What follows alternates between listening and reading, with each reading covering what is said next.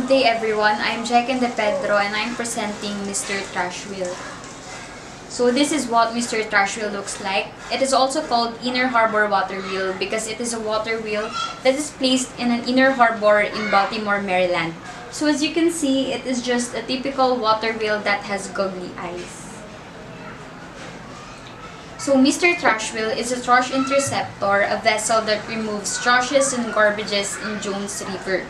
So it is powered by the current of the river since moving water can produce much more energy than the wind. The river could turn the blades of submerged turbines to produce electricity to power up Mr. Trash Wheel. On the other hand, if the river is not, or the current of the river is not enough to produce much energy to power up Mr. Trash Wheel, it has a solar panel at the top of it to serve as a backup power. It is invented by John Kellett, actually in 2008, who launched a pilot vessel that time and innovated it to a larger water wheel, and it is now Mr. Trash Wheel on May 2014. So this is its parts. So the two trash containment brooms where all trashes will be cornered. So this is what the brooms are located.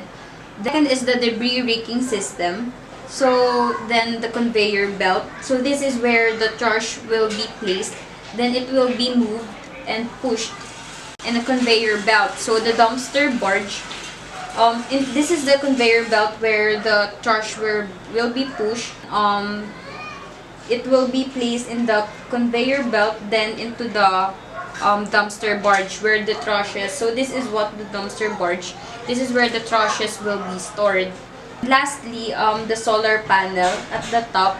So it serves as the backup power. It is worth $720,000, but it is from the fund of the people in Maryland.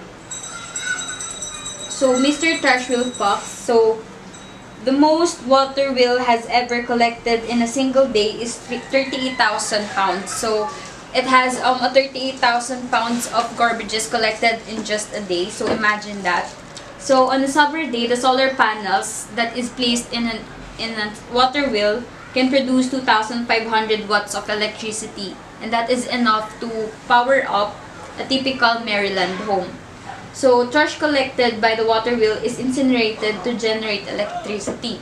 What's good thing about this water wheel is that all the garbages that were collected in the barge of the water wheel will be incinerated. So it is the process of burning the garbages and can also be turned into electricity.